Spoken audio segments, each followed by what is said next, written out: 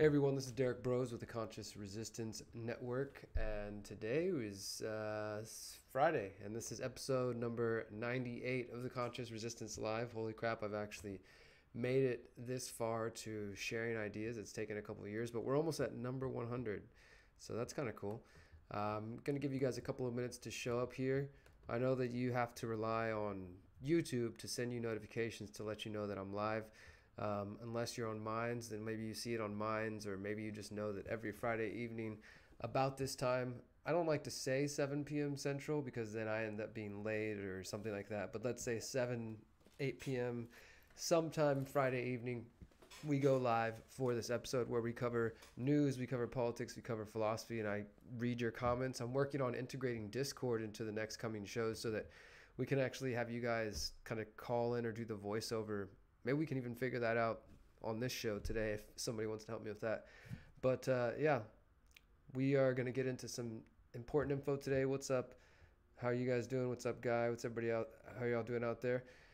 Hope you've had a good week. It's been a busy week for me. Still kind of getting back in the swing of things after being back from Costa Rica and working on some new projects.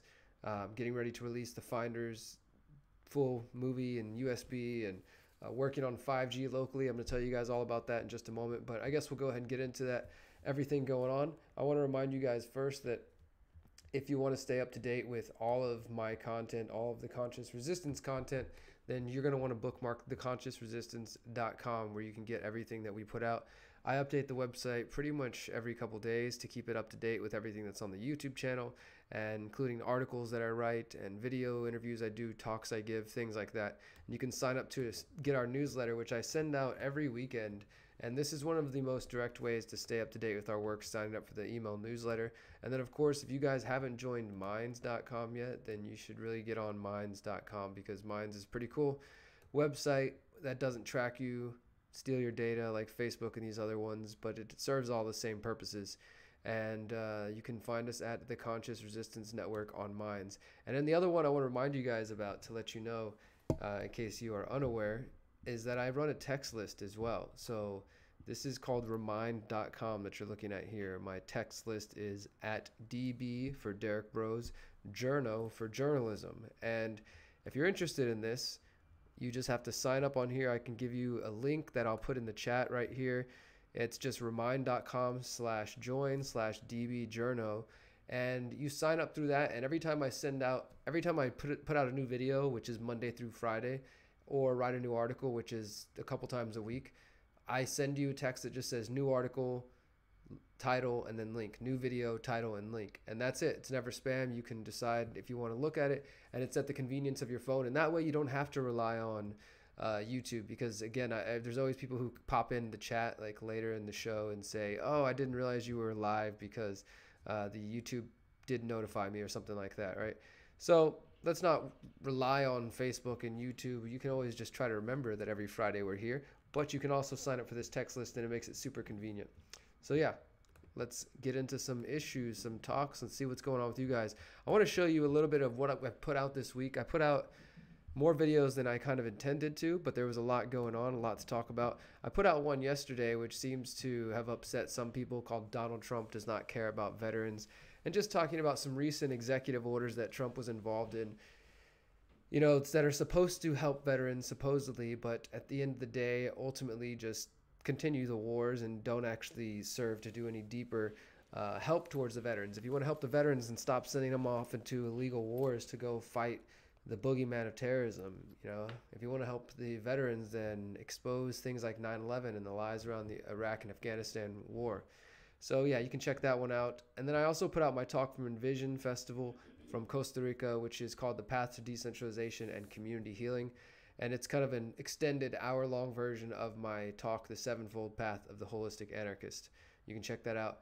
And then we also put this video out a couple days ago, March 2019 conference call to discuss intentional community plans. And basically, if you guys are interested in being involved in a conference call with other people via Zoom, via the internet, for those who want to talk about intentional communities, permaculture farms, homesteads, different ideas like that, then please check this video out. It's got the link to the Zoom, and we're going to be doing that Sunday afternoon, at least in Houston time afternoon, 3 p.m. Central, wherever you're at, figure out the time zone change and join the call. You don't have to say anything if you don't want to. You can just listen in, and more than likely I'll be posting that here on the YouTube channel for you guys to just check out and see what you think about that and see if we can get some more people interested. And other than that, I put out the archive of Freethinker Radio. For those who are unaware, I do host a radio program in Houston called Freethinker Radio that I do twice a week, and it's on Monday and Friday, and so that airs of people. It's definitely an opportunity to reach a lot of people in the city of Houston. And just for example, today, the show we had earlier today on Friday, March 15th, was pretty lively. We had a number of calls from people all around Houston who are tuned in, and these people are used to the station typically being progressive left-wing, and we're bringing more of a kind of freedom-minded mindset, as well as just critically thinking, questioning things, conspiracies, these kind of ideas. We had a discussion today about vaccines, and we had a number of calls. Of course, some people who were supporting our questioning of mandatory vaccinations and questioning of some of the messaging around vaccinations, and then others who thought that we were crazy to even question vaccines. And it's pretty cool. We get to actually have this discussion. And I truly believe if we're actually trying to change the world and move things forward, not just attack each other, then we're going to have to bridge that gap and find a way to communicate and to have dialogue. So yeah, it's really cool to have that opportunity. And then I also put out a couple days ago a video about fighting 5G locally. Yes, you can fight 5G on the local level, and we're going to talk more about that now, actually. I've been fighting 5G in Houston for going on 6 or 7 months, and when I say fighting, I mean really trying to raise awareness. I've gone to city council 5 times. I've questioned the mayor a couple times, questioned the CEO of Verizon, written dozens of articles and conducted interviews and gathered data and then shared all that information with you guys. And now that I'm back home and I don't really have any plans coming up in the near future, I'm just here in Houston trying to get organized and see how I can affect my community locally, because that's where we can have the most action, the most effect. I've been just thinking about the idea of 5G and how I can affect that and exploring different options. So one of these options is a group called Houstonians Concerned with 5G.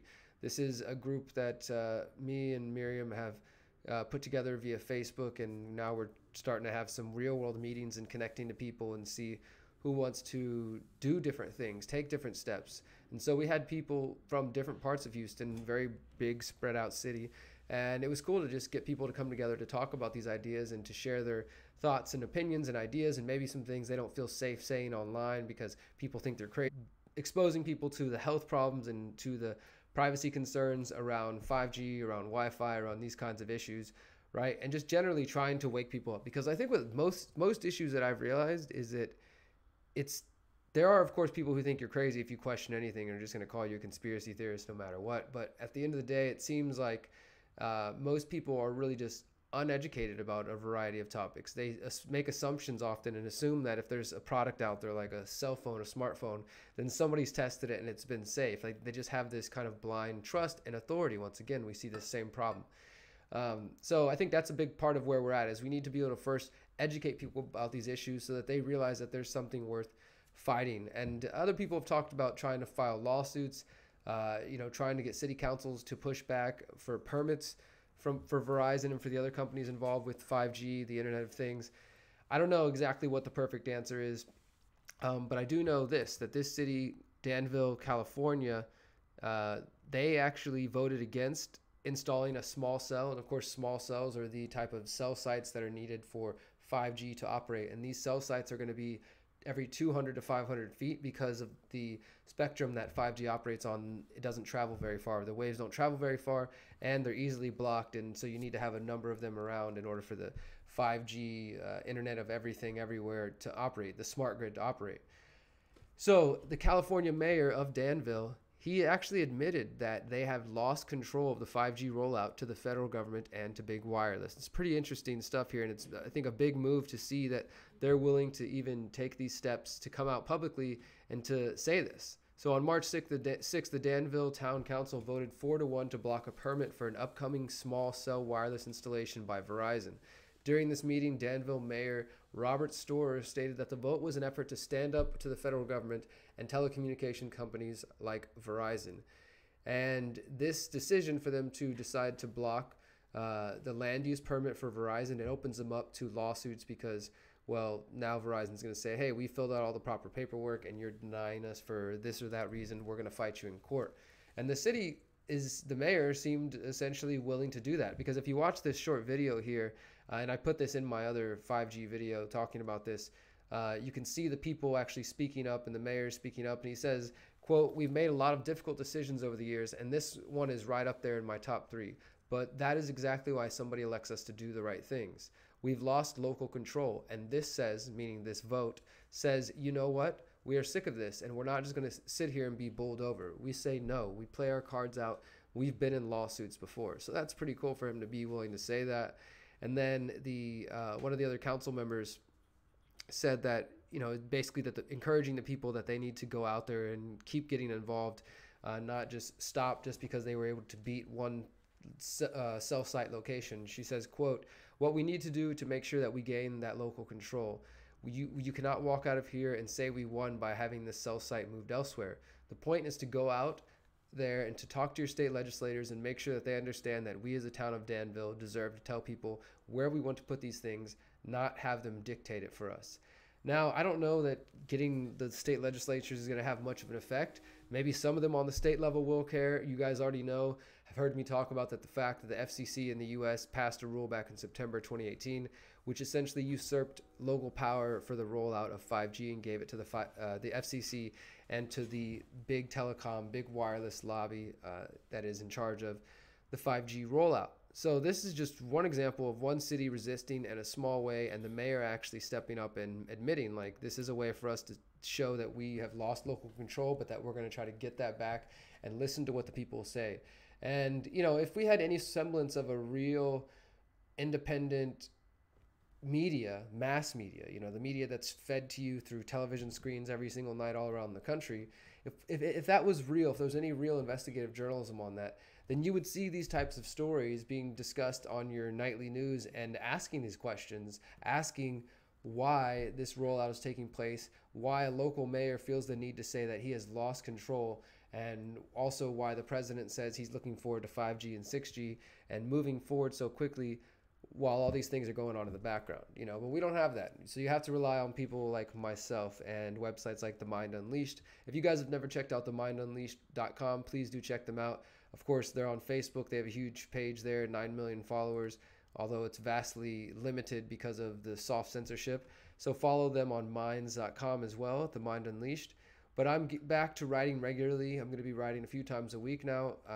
As you guys may know, I've lost most of my writing gigs, the paid gigs from Activist Post, Anti-Media, Ben Swan's Truth in Media, Mint Press News over the last 8 months or so because of the censorship that's been taking place via social media and the purging of the independent media. So I'm got a small gig that I'm thankful for going with The Mind Unleashed. But if you guys are looking for a writer, looking for somebody to help publish material on maybe some of your sites that you're trying to grow, you guys understand the quality of my work and the investigations I do. I'm just looking for somewhere to work with that I can publish my work and get compensated to do that as well. I continue to write whether I'm getting paid or not, but it's also nice to do what I'm good at and what I love to do and to be paid for it. So just throwing that out there. And yeah, continue to check The Mind Unleashed to find out more about these stories that I'm going to be writing, including this one, which I did not write, but is on The Mind Unleashed. It's actually published by John Vibes, my co-author. It says, parents blame elementary school's cell tower after 4 students get cancer. This is pretty crazy. When file this in the potential evidence of cell phones and cell towers causing illnesses. Parents of students at San Joaquin County Elementary School in California are demanding that the district remove a cell tower that was installed on the property a few years ago.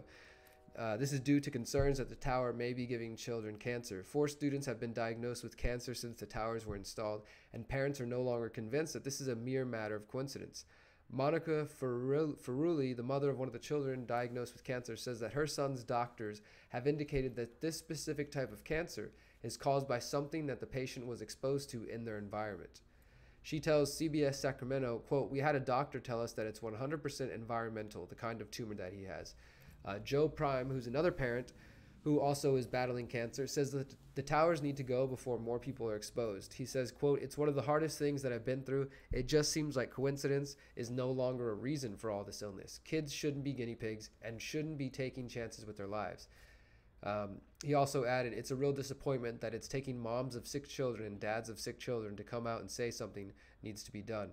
And there's actually a local report by the CBS station out there. And the parents are calling for it to be removed, but the district itself is refusing to even acknowledge the situation. And some critics are saying, well, this is because the school district gets a $2,000 a month payment from Sprint in order to host the tower on their property. And yeah, so they interviewed Eric Wyndham, who is, or Windheim, an electromagnetic radiation specialist, and he says that these frequencies can have an effect on the cells of children because they're still growing and developing. Quote, I wouldn't send my kids there at all. It's absolutely dangerous. Children are still developing and their cells are still being divided. It's the worst possible time in their life to be exposed. Instead of only going 300 yards like regular Wi-Fi, WiMAX can go 30 miles. The school district recently sent a letter to parents saying that they have no plans of taking the cell towers down because the frequencies are below federal standards. The statement also noted that there is no way for them to get out of their contract with Sprint and that the company would have to move the tower on its own. So Sprint themselves issued a public statement saying that they are, quote, working with the community to address their concerns. When it comes to deployment of network infrastructure, we always strive to achieve a win-win process with local municipalities and residents. We've been working with the community in Ripon to address their concerns, says Sprint. So yeah, I mean, we're talking 5G, we're talking the implementation of new small cells, sites, and towers all around us. That's what people don't understand, that the quantum leap that is taking place from 3G, 4G to 5G. And then of course, I mean, I'm already starting to see articles talking about 6G. The University of Finland starting to study 6G. I mean, it's just crazy how quickly this is moving. But all of this, these driverless vehicles, these smart cities and smart grids, it requires the implementation, the installation of thousands, tens and thousands of new data points, of new sensors and towers and small sites at an unprecedented level that we've never seen before, that is, potentially going to cause harm to people. We're just hearing about this idea of the towers on the school affecting the kids. And we've heard from some, if you guys have seen the stories, I'm sure you have, about the firefighters who were requesting and fighting that their fire station couldn't have a tower built on it. It couldn't have a tower installed near it or anything like that. Well, this is because people are becoming aware of the dangers associated with this. Now, if you go to my YouTube video, the one that you guys have all seen of me at City Council, the first one, the most popular one, lately, I don't know if somebody shared the video again recently, but lately it's been getting shared again. And most of the people coming on there are people who think that I'm crazy, or that the people commenting and thinking that there's something to be concerned about 5G are crazy. So it's kind of interesting when you see these things pop up, and I don't really know where it comes from, but hey, it happens. But my point is that it's important for us to be out there questioning these things, because even if you feel like you're going to be called crazy, it's worth it. Because there are other people out there who care about these topics. Like I said, we had a small meeting just in Houston last night, and the people there also expressed, the feeling that they can't talk about these kinds of topics to their family or their friends. And this is something that I've talked about often because it's everywhere. I see it everywhere I go, everywhere I speak. Every time we do the tour, there's people who say that they feel they're alone. They can't talk to their family and their friends. And I just think it's really important for us to always speak up and be willing to be that crazy one, be the black sheep, to express ourselves so that we can help others feel comfortable and realize that there are people questioning these things. And yeah, I just think that we shouldn't lose sight of that. I want to tell you one more aspect about 5G and as it relates to Houston, but I realize I've been talking for a minute, so I'm going to check out some of these comments and see if there's anything to talk about. I'm ready for that conference call. Yeah, we're ready to have the conference call too. What's up, everybody? What does it take, an acceptable risk-reward ratio? Yes, the title of tonight's show is What Does It Take to Inspire You to Action? We will be getting to that. I've just got a couple of news stories that I want to talk about, and we are going to get to what does it take you to inspire you to action. I've also had another kind of stream of consciousness thought coming out earlier that I might share with you guys. I might save it for another video. Great site. Chop it down. Keep up the good work, man. Thank you. Yeah.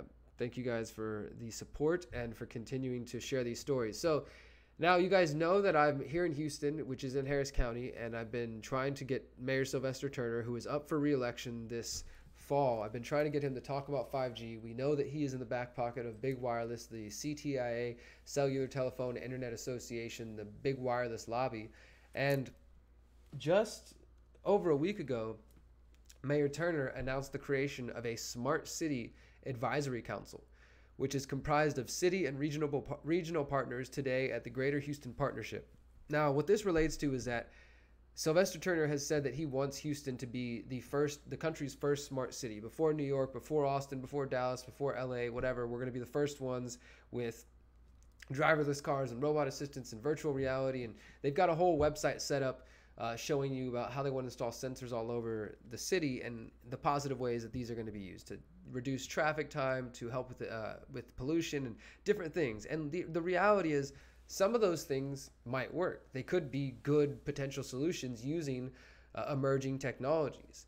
However, at the same time, we have to think about the consequences of that. When we start talking about a smart city, the smart grid, if you guys have seen my interview that's on this channel with the ACLU attorney, Matthew Cagle, we talk about the privacy and security concerns. And Matthew says that 5G could be a wolf in sheep's clothing that presents itself, or that is being presented and sold to us as this easy technological advancement that's going to revolutionize our lives and make everything so much easier for us and save us from traffic and pollution. And it's just being sold as a utopia, right? And again, some of those things might be true, but at what cost are they going to come? The cost that we're seeing is potentially health related, but also privacy that comes along with the smart grid, right? So the American Civil Liberties Union wrote this article titled "How to Prevent Smart Cities from Turning into Surveillance Cities." And so the mayor is announcing the creation of a Smart City Advisory Council, and I'm waiting for another public event to go question him and put a camera and a microphone in his face and ask him about how he started this Smart City Advisory Council, and since he's so willing to kind of push into these areas, is he willing yet to answer questions related to this?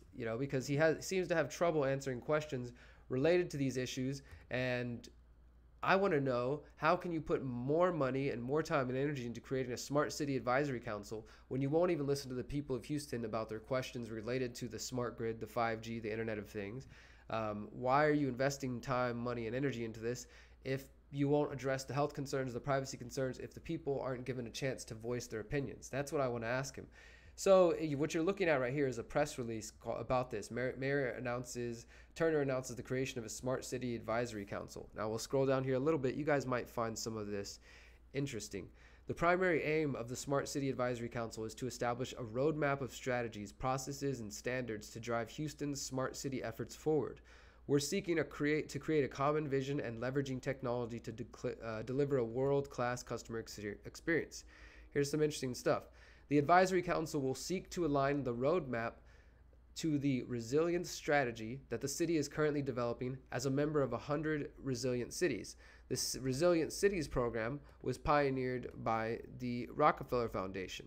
So the city of Houston, the mayor of Houston, created the Smart City Advisory Council, which is aligning with the resilient strategy by the 100 Resilient Cities, which is pioneered and I believe funded by the Rockefeller Foundation. And if I'm not mistaken, this council here in Houston is also funded in part by the Rockefeller Foundation. Now, what does that tell you about that? What does that tell you about this funding? I think it should at least maybe make your spidey senses go off a little bit, I guess you could say.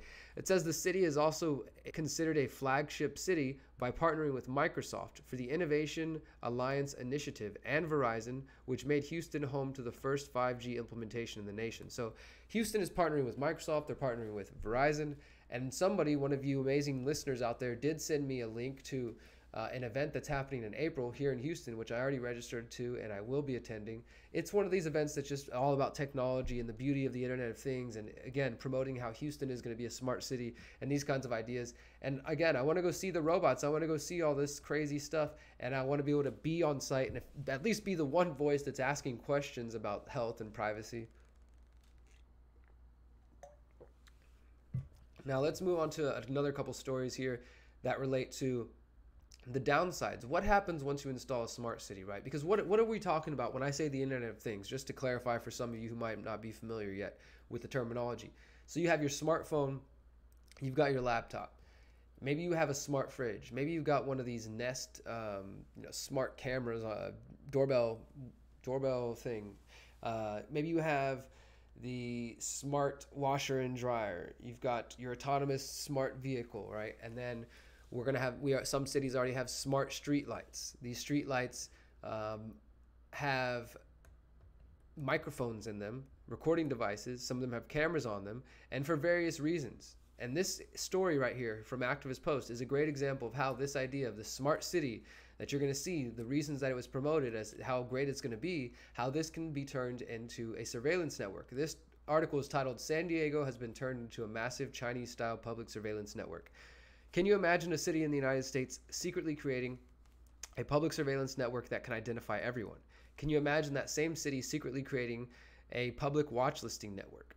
Well, imagine no more, because it's already happened. This is coming from San Diego, where a recent article reveals how a hacker discovered emails between the Port of San Diego and BriefCam.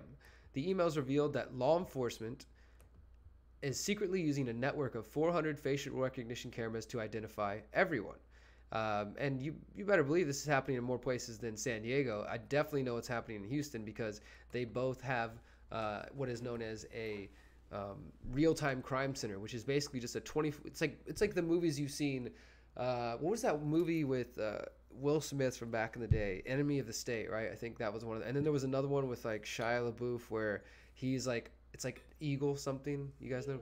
Eagle Eye, right? And it's like these where they show how the government has these mass tracking systems, and you see like some government agent who's the good guy, and that's all part of the programming too, in front of like a giant screen. Or even in Batman, right? In one of the Christian Bale Batman movies, whenever he like starts using surveillance to go after the bad guys, Lucius Fox is like, oh man, this is too much, right? But that image where you have this wall of TVs that can see and hear and listening to everything, that is what a real-time crime center is.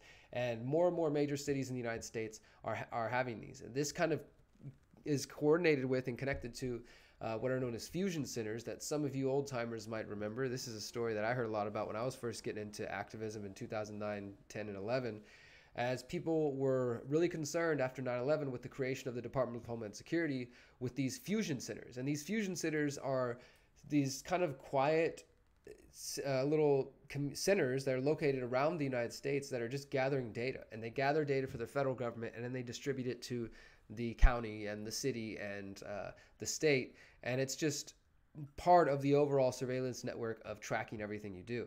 Now you can see here in this video, what I'm looking at here, it's called ShotSpotter, Intelligent City Partner App. So these are like sensors inside the lights, right? And the lights, what they say is that the lights can tell, here I'll show you just a short clip of this video. It says, when street lamps get a tech upgrade, you get innovative apps that improve public health, safety, and our quality of life. That's how they always sell it to you. It's going to improve everything, right? And this guy basically just says how they have this one program called Parking View. So the cameras inside of the light poles, they use GPS and they track all the cars, and then they use that information to send it to like a convenient app. So then people can see, oh, look, here's all the actually available parking spots here in downtown. How convenient, how great. That's so awesome. An app does that for me. Wow, I don't have to drive all around downtown figuring that out. Like, I live in downtown. I know what that's like. So I see how they're going to sell this to people, and they already are. But the downside of it is that means that light pole is listening and watching all the time and recording everything. So that's kind of what's happening. Also, the city of San Diego is using General Electric's City IQ streetlights. And in 2017, civil rights advocates actually tried to fight this and asked the mayor and the city council not to install this because they said it would invade privacy, chill free speech, and disparately impact communities of color. But of course, this continued to happen, and the city has installed more than at least 3,200 spying GE streetlights. General Electric, of course, is also involved in the military-industrial complex and just gigantic corporation, and with their hands in everything, partnered with governments. And according to this report, GE's spying streetlights have effectively, quote, turned the city into a stealthy laboratory for infrastructure-embedded intelligence, collecting with devices regularly used by the DEA, ICE, and other federal security agencies. One of the emails from this hack from BriefCam's Western Region Sales Director Eric Wade sheds some light on who is really behind San Diego's public surveillance network. Now, get a look at this statement here. It says, one of the employees of BriefCam, this company who's developing this technology, says, quote, "I am currently working with San Diego Police Department to deploy BriefCam at their new real-time crime center for the entire city, which would greatly help you as some of the camera coverage would benefit each other." So they're basically just in these emails admitting that they're working with the San Diego police to watch everybody, and they're also apparently developing public watch lists. This is through BriefCam as well, the same company, where they had and recently announced that they had created precise face recognition that rapidly pinpoints people of interest in real time using digital images extracted from video, external images sources, and predefined watch lists. So this allows the police, then San Diego police, to create scalable watch lists. And watch list management enables rapid and powerful rule configuration. So Spot Shutter and all these different smart grid technologies are going to be used to spy and to monitor you and listen to everything you're doing. That's what a smart city is. That's what the smart grid is. It's about getting control, getting in your lives. And let me just toot my own horn for a second here and show you guys this. Look, this is an article I wrote for Ben Swan's website back in March 2015. Threat of surveillance grows as New York City installs gunshot detector listening devices. These are the Spot Shutter devices. They were installed in San Francisco and other places. And basically, this is me just talking about how they're listening all the time, and they're going to be installed everywhere soon. Here's an article I wrote in October 2016 for Mint Press News. Prolific police gunshot surveillance systems raise privacy concerns. So if you've been paying attention, the writing is on the wall. It's not that hard to see what's going on and to see that it's been coming for years. And add this to my growing list of reasons why I don't feel safe staying in the United States in the coming years. Not because I'm running away, not because I think the end of the world is coming, but I just think that the United States has entered a point where people might not be so willing to actually stand up and fight back, I guess you could say, or just, stand up for their own freedoms and stand up for each other, stand up for their communities. By the way, I'm going to post all those links I just went over into the YouTube chat right now.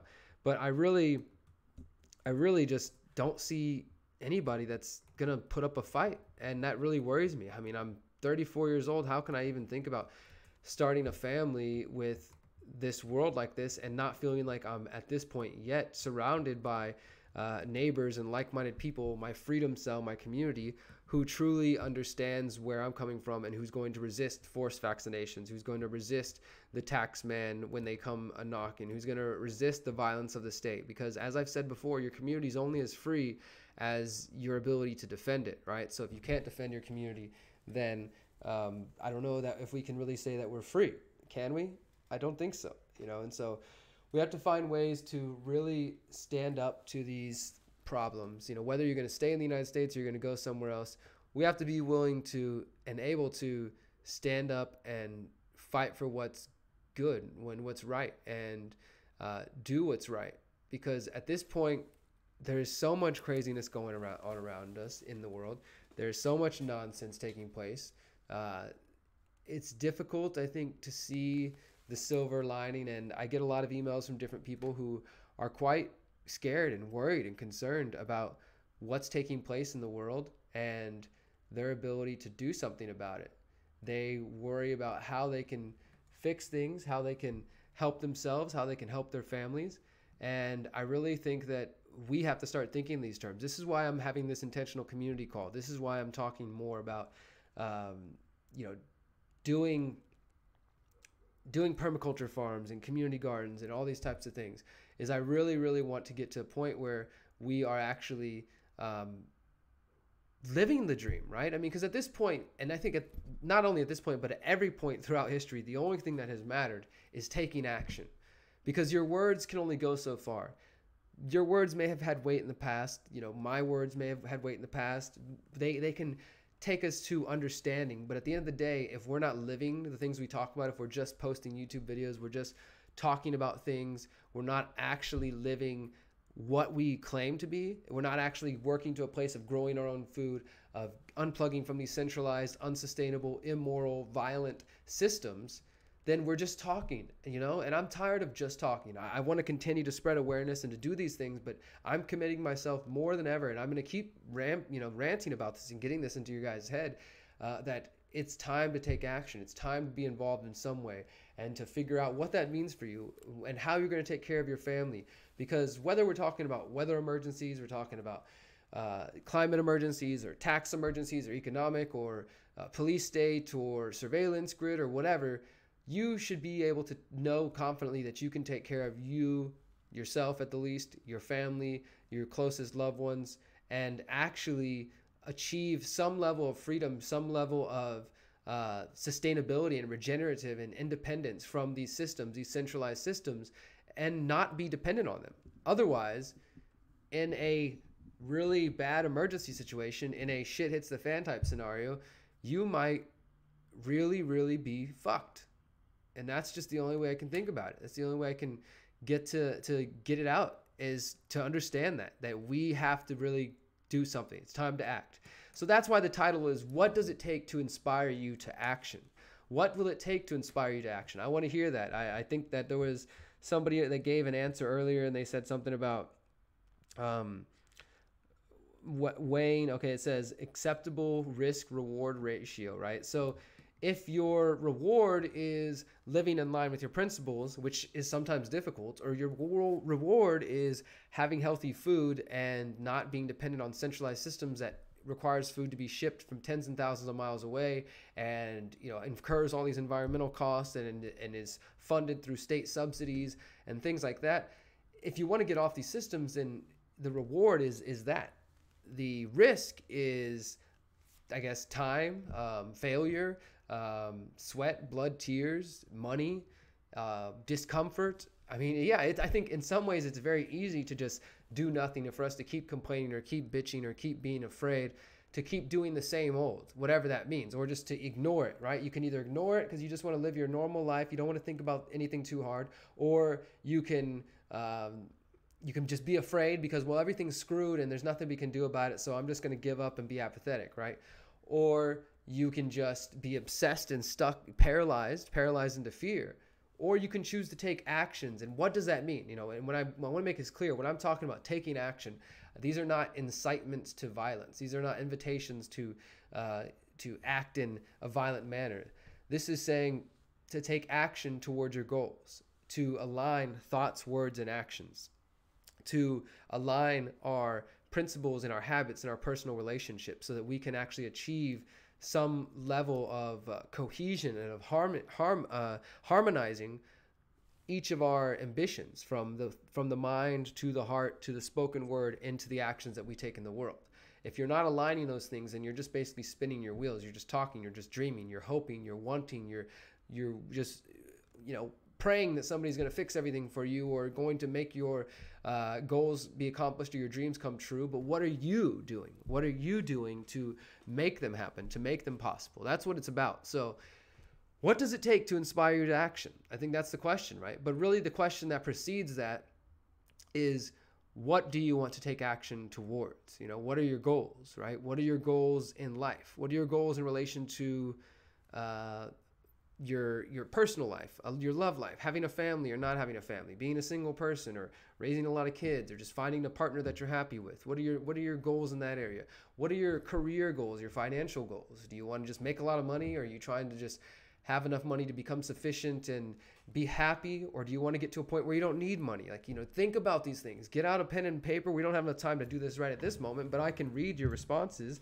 This is why I wrote the holistic self-assessment. It's about kind of helping people develop these ideas. But get a notepad, get a journal that you write in, and try to get people to understand what's going on. Hold on one second, guys. What, baby?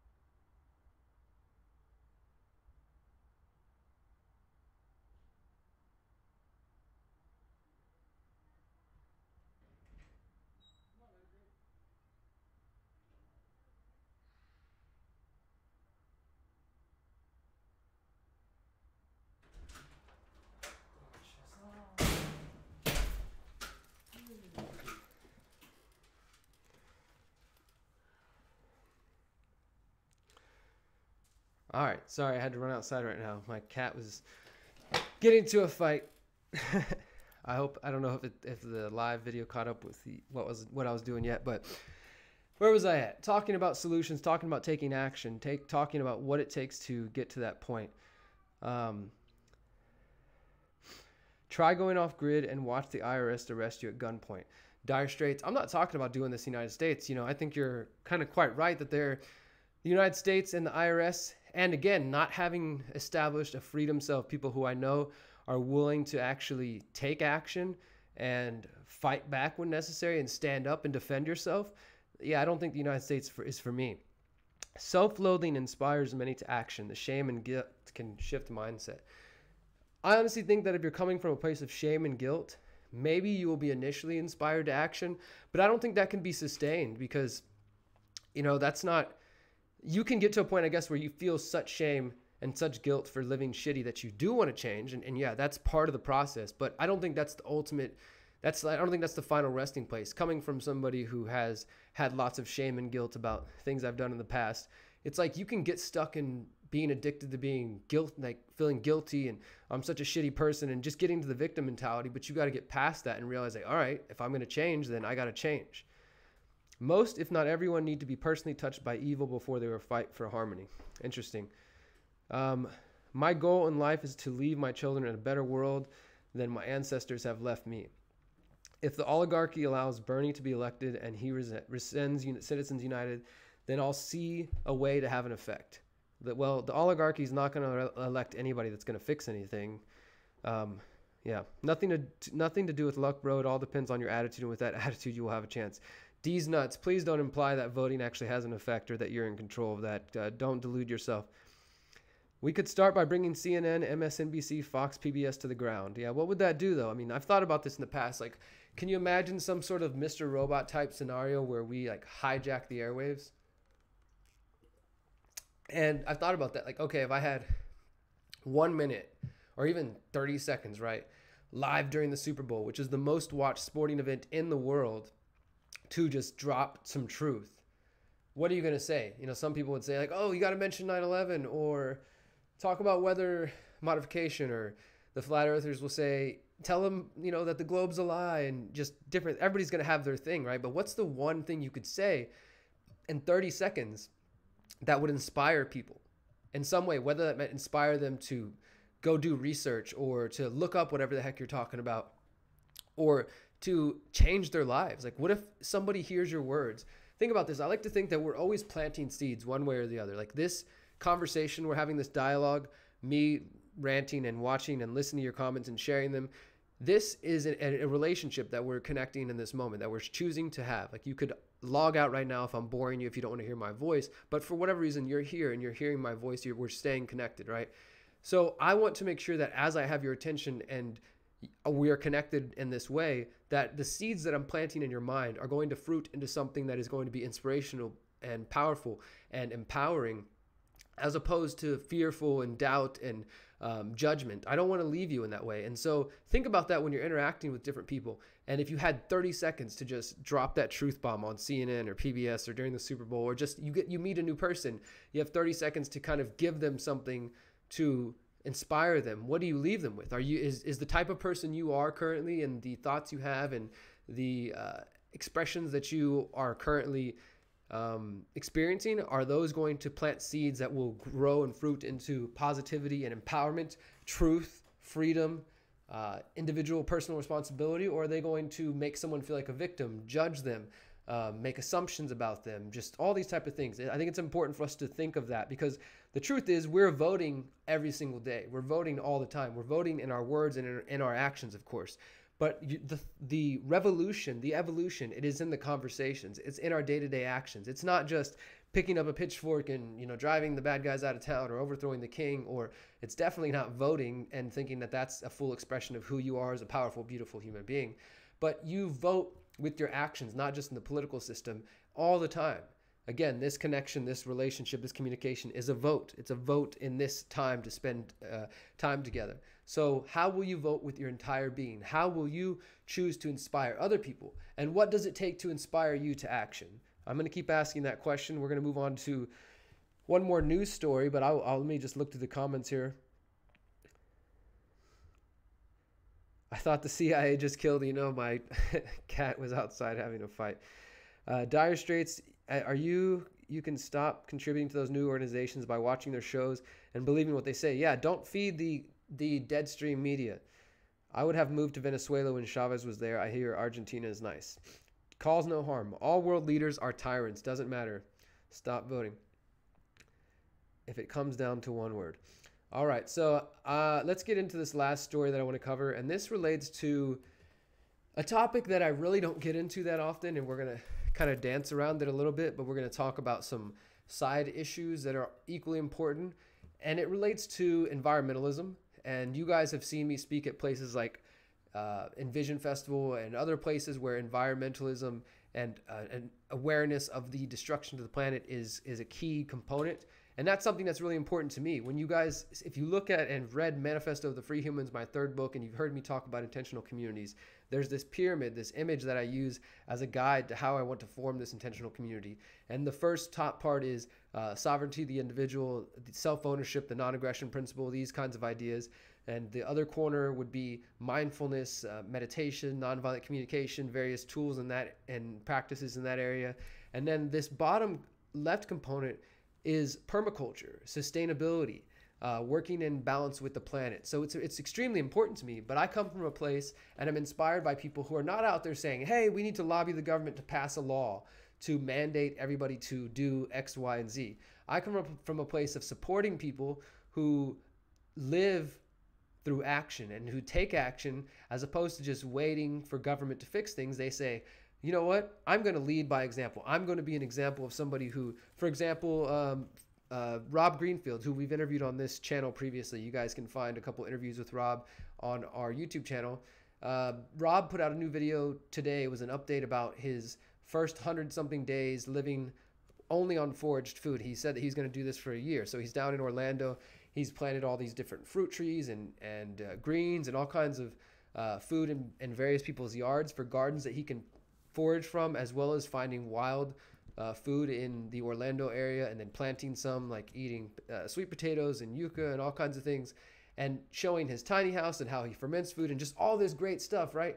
So he's reducing his impact on the planet, and he's doing it voluntarily. He's not holding a gun to anybody's head. He's not saying like Alexandria Ocasio-Cortez saying like, let's pass this Green New Deal with billions of dollars that's going to come from taxpayers in order to force everybody to live a certain way. So there's a lot of questions around this, right? I want to get us to thinking a little deeper about this. So, I have some thoughts, but I'm gonna hold off on them right now. So the Green New Deal, though, environmentalism, what I'm getting at here is that I obviously care about the environment. I want to live closer to nature. That is part of my spiritual path. It's also part of the path of permaculture and part of becoming more sustainable, more regenerative, and not dependent on the state or the corporations. That's the life that I want. I don't want to just spend the rest of my life having to go to the grocery store buying everything I want to eat from these systems that I know don't care about me and don't represent the values that I hold. So in order to do that, I need to empower myself and better myself, and I won't use the government as a tool to do that. And I'm inspired by everybody who does that. However, what we see happening now is, a push towards environmentalism that is mandated via the state. And I would refer to this in the long term as green fascism. What I mean by that is it's this idea that green, the love for the planet, for Mother Earth, the environmental support, all these things must be mandated by the law, and that people are not smart enough, intelligent, or they're just too dang slow to act in the interest of the planet, so it must be done by force. And this is coming from my buddy James Corbett, the Corbett Report, who I'm sure you guys know. His recent video, Mother Nature Demands Child Sacrifice. And this is pretty crazy. If you haven't seen this, he does these really awesome propaganda watch pieces. And this one is really interesting.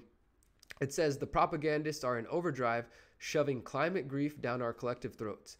And the next step in that indoctrination, the acceptance of climate eugenics to atone for our climate sins. This is pretty interesting. Now, if you look at some of the YouTube comments, somebody says, this is proof that climate change is a religion. Polluters are now sinners who must be punished. And it's really interesting if you look at James's show notes here. there's a few points that I want to bring up. So one, the Department of Energy has unveiled a new mascot called the Green Reaper, who basically looks like the Grim Reaper, but green. He's got like a Sith and like a phase, and just like, okay, the green death is coming to kill you.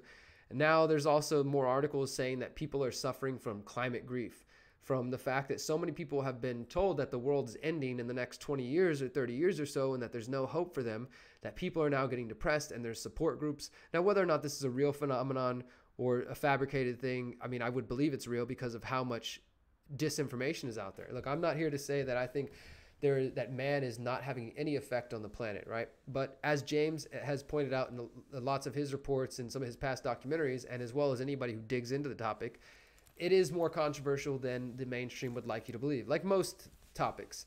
And also, let's say even that climate change is 100% real in the way that the government says, and that the scientists claim it is, and the supposed consensus of scientists says. Let's say that it is true, right?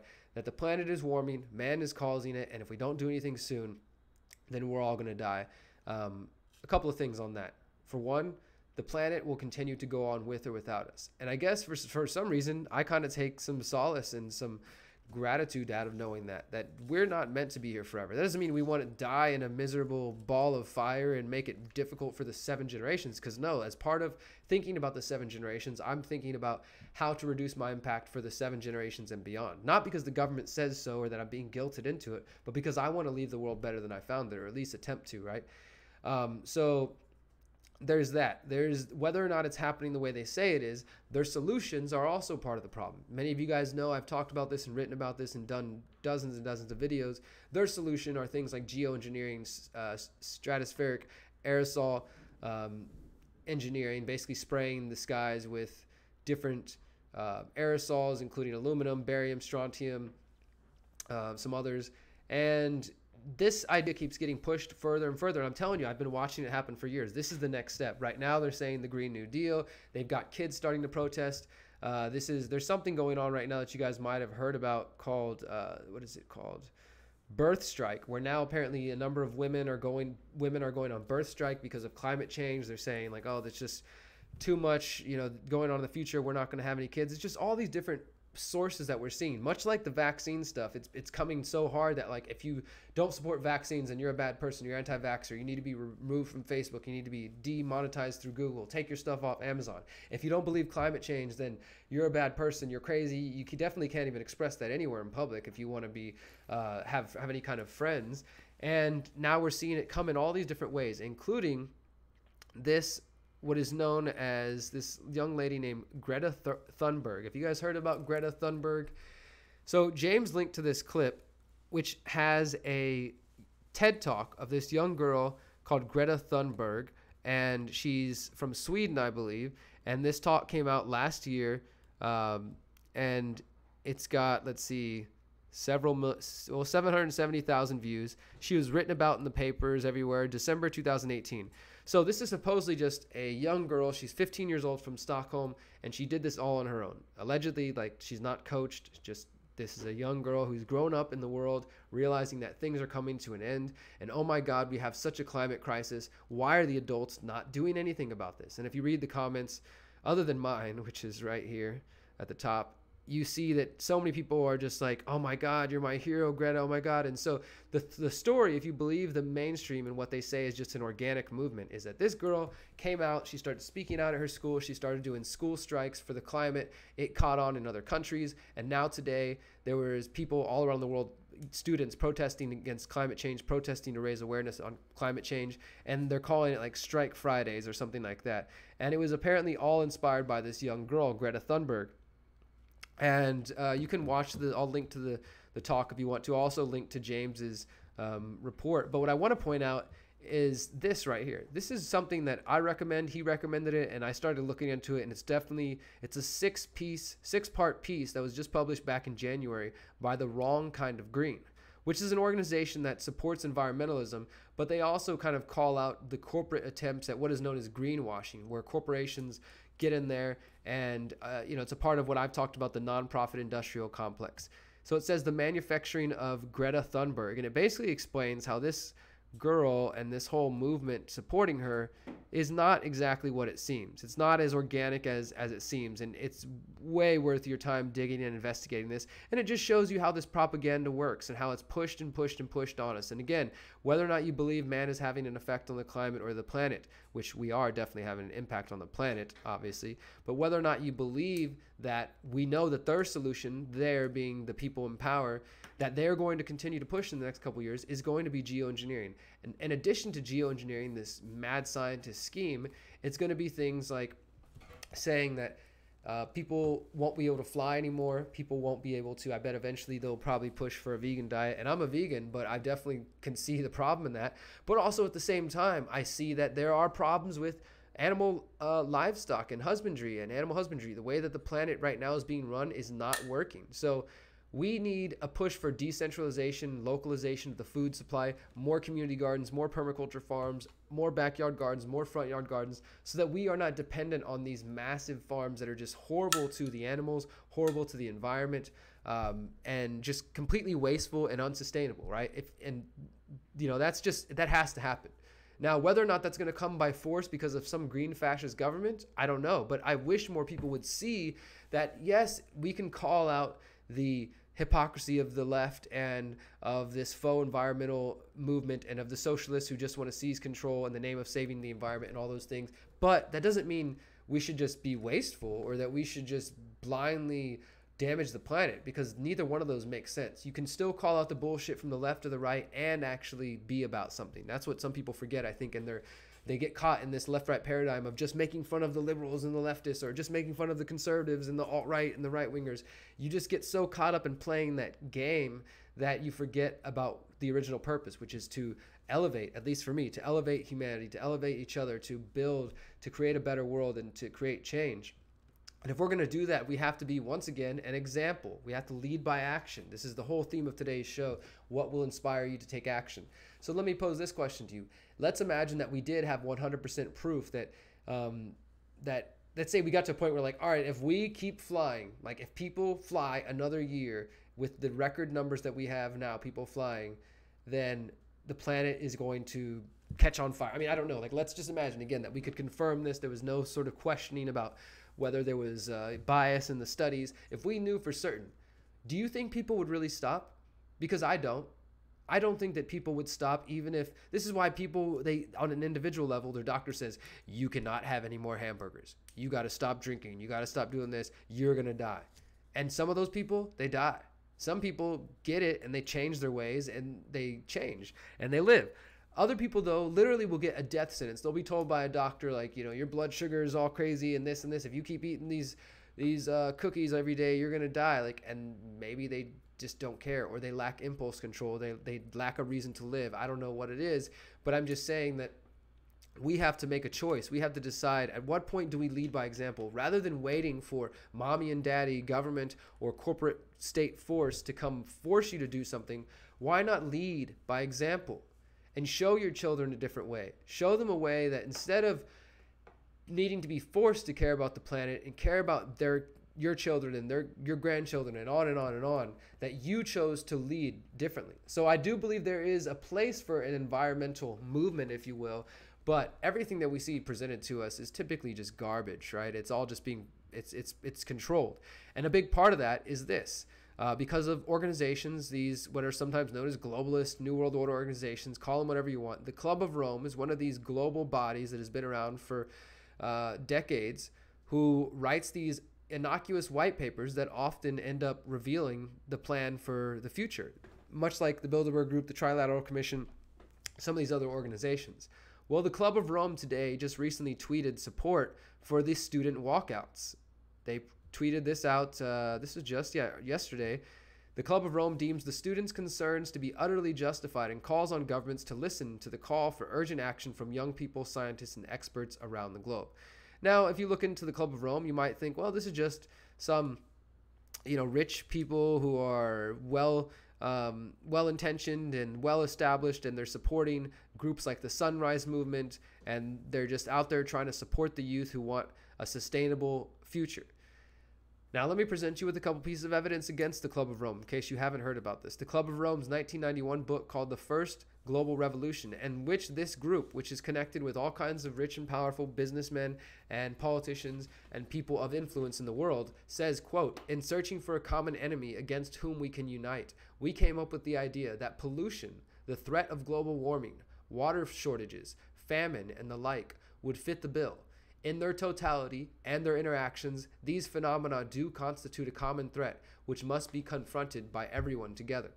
So he says they came up with this idea of using the global warming idea and the environment as a way to make that the new terrorism, the new communism, right? It's the environment itself. Now, again, I'm not discounting all the destruction that's taking place to the planet and acting like it's not happening. There's definitely deforestation going on. There's oil spills. There's all kinds of horrible things happening to this beautiful planet. And the article goes on here to just show how the Club of Rome is in line with these same bodies, right? You can look further into the Club of Rome. You can look further into that book, The Global Revolution, and read their statements, how they talk about this.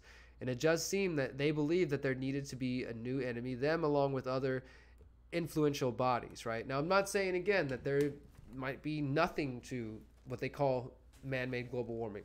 But whether it's real or not, people in control are using it to further their aims. This is what we call problem, reaction, solution. And it's one of the oldest tricks in the book. You guys know this. I know I'm not waking too many people up with this analysis. You guys fully understand the game by now.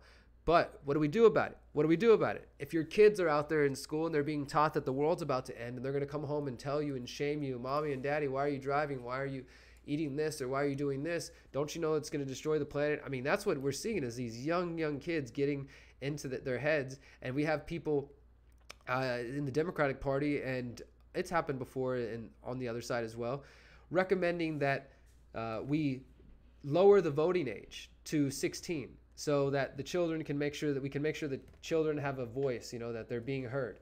Now, of course, that's something I support, but the older I get, I'm 34 years old now, and I realize how little I knew at 20 years old, how much I thought I knew. The first and only time I ever voted was 18 years old, and I sure thought I knew something about the world, right? I thought that, well, George Bush is bad, and he's all for war, and I want to be against that. I'm going to expose this guy. I'm going to do my duty, and I'm going to vote for his cousin, John Kerry. Yeah, that's what I thought. But that's like how most people are. We're stuck in that paradigm of just thinking that the solutions only come in that realm. I'm going to go ahead and post the links to all those stories I just covered right then to you guys in the chat, and you can keep up to date with those. But think about these questions that I've posed to you. Would you change your diet? Would you change your actions if you really knew that what you were doing, the way you were living, was destroying the planet or destroying your children's future or something like that? Or would it take the state to come force you? Would it take the force of the state to get you to take action? Because that's what I worry about, is that people will feel justified once they call for state force and this eco-fascism, because the realistic problems that exist, people want to ignore them. People are afraid to acknowledge them. People are so stuck on this, the left is pushing this fake global warming thing, that they often deny the very real consequences of what's taking place to the planet right around them. And that's a big concern of mine, is how do we get past this bipartisan, silly way of thinking and actually get to a point where we're helping each other, we're working together, we're not just stuck in, again, those left-right paradigm, the games. This is the games that these systems that they have created in order to distract and divide us, to get us to fight against each other, to keep us from finding real solutions, to keep us from taking action in the real world.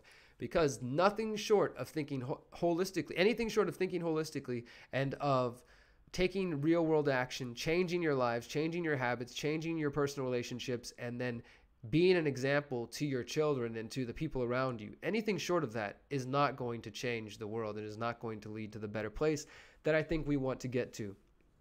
I'm going to catch up now in the comments and see what we can what we got here, and I'm going to read some more comments now. We're back to the end of the show. I'm just wrapping things up now, and it's open time for a conversation. If you guys have thoughts or anything else that you think I should mention while we're on air as we wrap up another week of the Conscious Resistance Live. And I'm so thankful to each of you guys who are here every week, and those of you who watch it after the broadcast. It's a good way for me to stay connected to you guys, to not feel alone. And As I mentioned earlier, I'm getting plugged back into Houston and getting involved with various activities. I'm excited about that.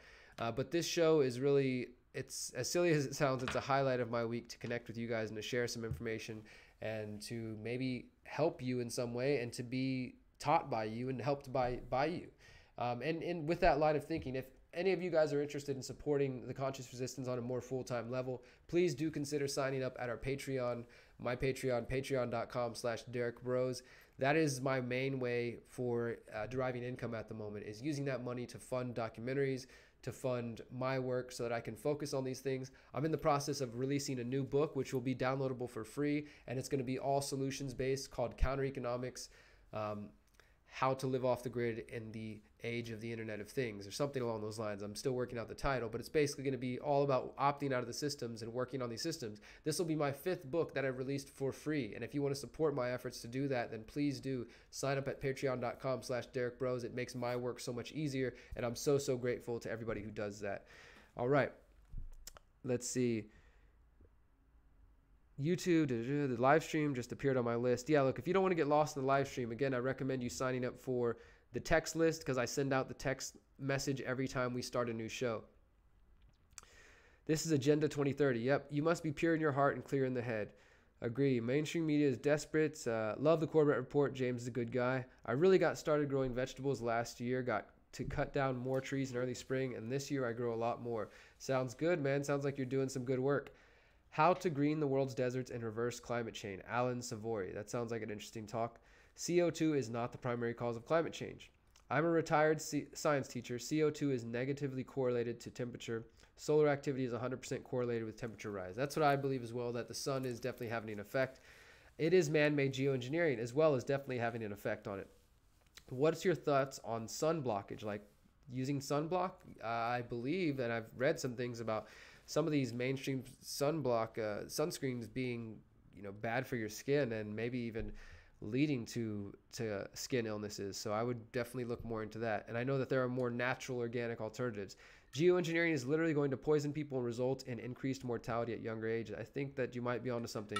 I've never seen so much propaganda as I have in 2019. I agree. Climate change, vaccines, lots of push for these ideas going on, especially for the smart grid, for facial recognition and things like that. I didn't even get into the story about how, just more information. The BuzzFeed got like a 300-page report about how 21 U.S.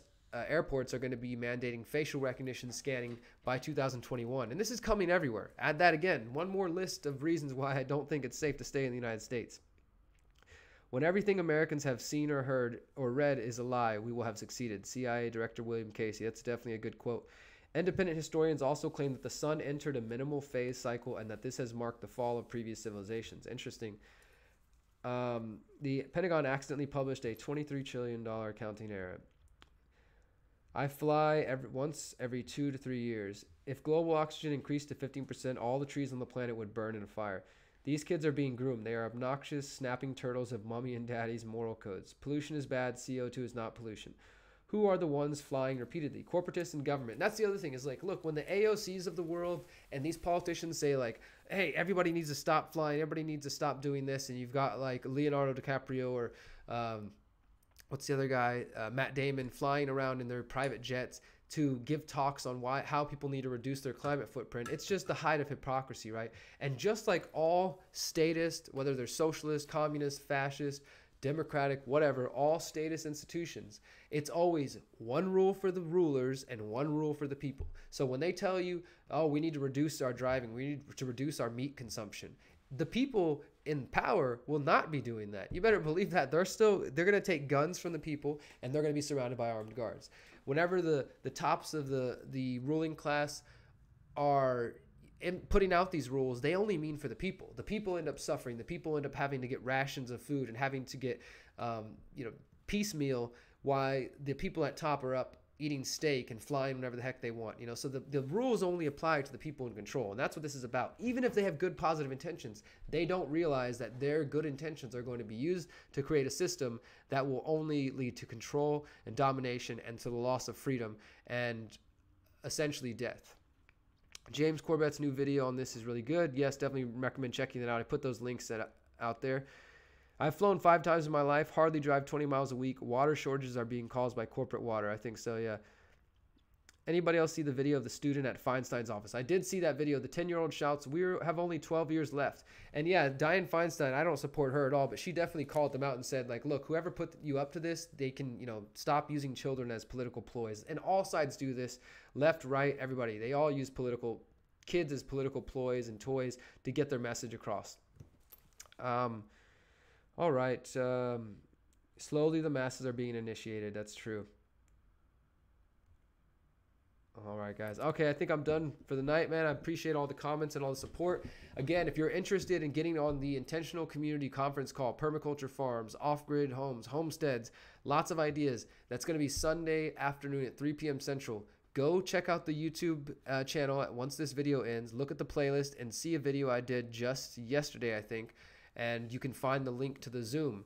Actually, I'll pull that up real quick just so you guys have no excuse. I know some of you out there are lazy. So you got to stop being lazy if you want to actually change the world. You got to do more than just expect everything to be handed to you. I'm not helping you right now, but I'm trying to be helpful. So I hope you appreciate it, that I'm feeding into your potential laziness. I'm just messing around. All right, so I'm going to share this link to you guys. And if you want to participate, then be at this link Sunday afternoon, 3 p.m. We're going to talk about intentional communities. I'm going to share my ideas. We're going to hear from other people, and we're going to see how we can change our world and build lots of free communities that will live freely and thrive and have fresh, good, awesome food, and also be willing to step up to the plate and opt out of the systems that don't align with our values. That's what it really takes at the end. All right, guys, thank you so much for your support. You're an inspiration. Well, thank you. I appreciate that. And I appreciate everybody for all that you do. I've met a lot of cool people this week here in Houston and just online. I've got lots of new exciting projects. I've got some new videos and new interviews coming out for you guys in the next couple days, and lots of exciting things. So thank you so much again for your support. Please bookmark theconsciousresistance.com. If you want to join the Remind text list, I'll post that again, and you can join on Remind and get our text updates directly to your phone. And if you want to sign up on patreon.com, that is also awesome. So until next time, thank you guys so much for your support. Remember, you are powerful, you are beautiful, and you are free. Peace.